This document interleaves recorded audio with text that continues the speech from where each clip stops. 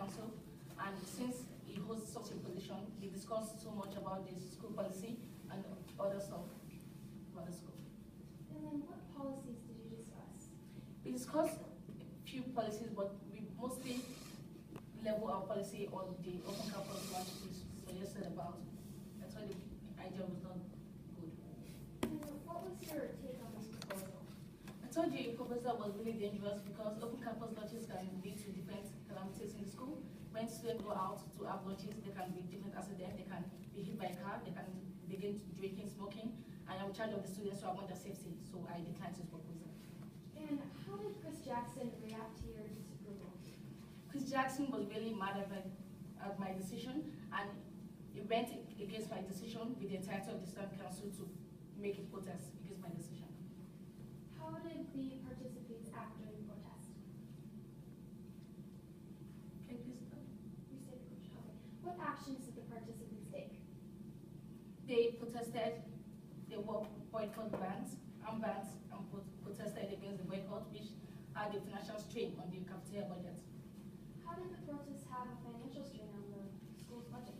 An estimate of $12,000 was lost due to the protest of the And then council.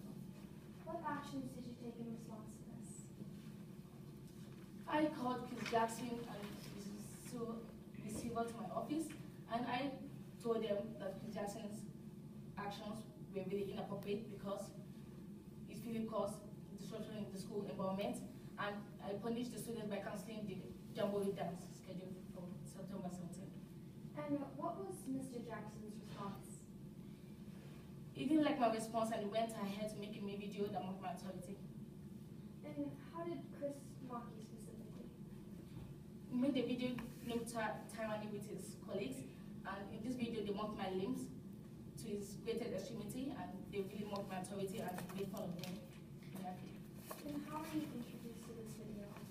Correlate, a student at the Madison High School told me about the new video. Did this video have an effect on John Madison's learning environment? Yes, it had a great effect at the Madison High School because the learning environment was not really conducive anymore. Students and teachers complained to me, parents and teachers rather, complained to me that students were not paying attention in classes. Objection, Your Honor, hearsay. Your Honor, under Rule 803.1, this is Explain why it's not hearsay. Mayor, for the council quickly. It's a bit irregular and you wouldn't be allowed to do it in a full trial, in a competition trial, but I'll allow it here. Sure.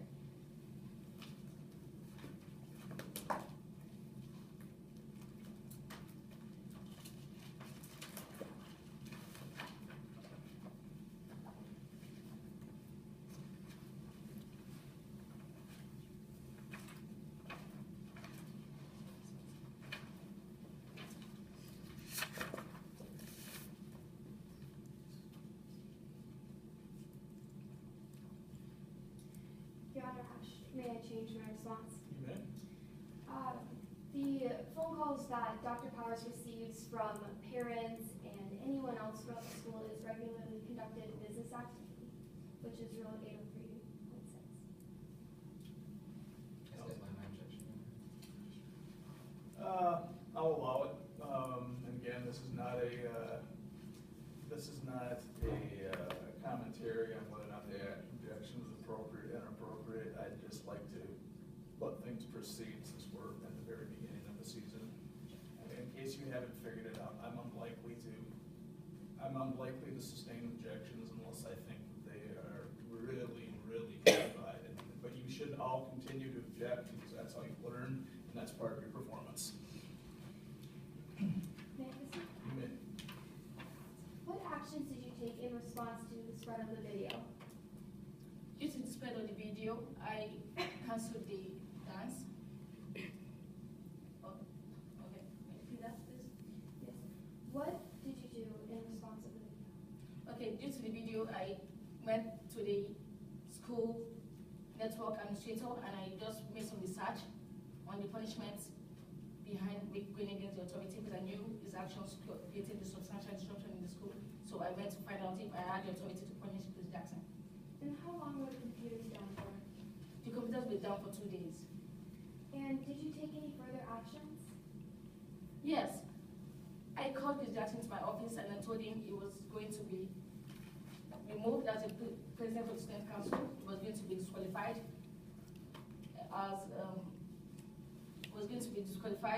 for the William Mobari scholarship he argued for, and I stopped him from attending graduation ceremonies due to the video.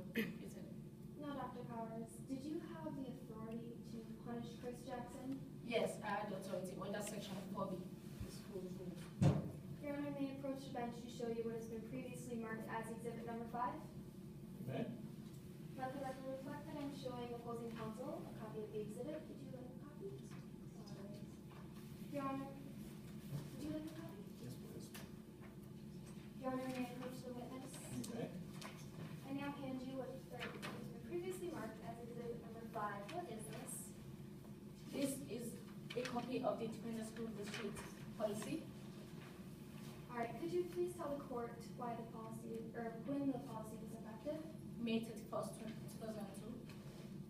Is this a fair and accurate representation? Yes. At this time, the defense offers exhibit number 5 into evidence. Its authenticity has been stipulated. Any objection? No, Your Honor. Exhibit 5 will be received. Which rules did Mr. Jackson violate? It violated the rule of the section 4B.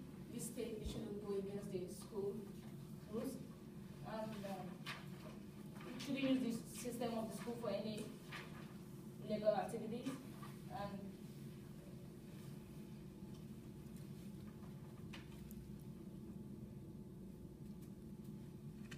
yeah, I can't go against the school district.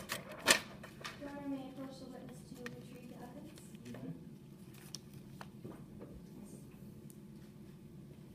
All right, so, Dr. Powers, how did you discipline Chris Jackson for his actions? I called Chris Jackson to my office and I told him, I gave him all this punishment that he has incurred for the substantial destruction he caused in the school environment. I told him, I gave him a 10-day suspension.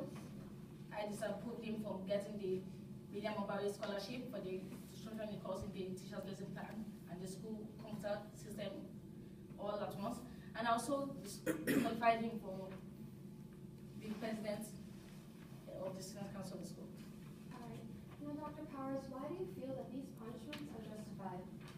These punishments are justified because his actions went against me, went against my ability to run the school as a principal, went against my position in the school. I didn't have the power to rule the school, and I punished him because if I didn't take any action, other students would learn from his actions and they won't be any examples and change their life. So that's why I did this, to make sure things are straight and let them be rules and order in school. Thank you.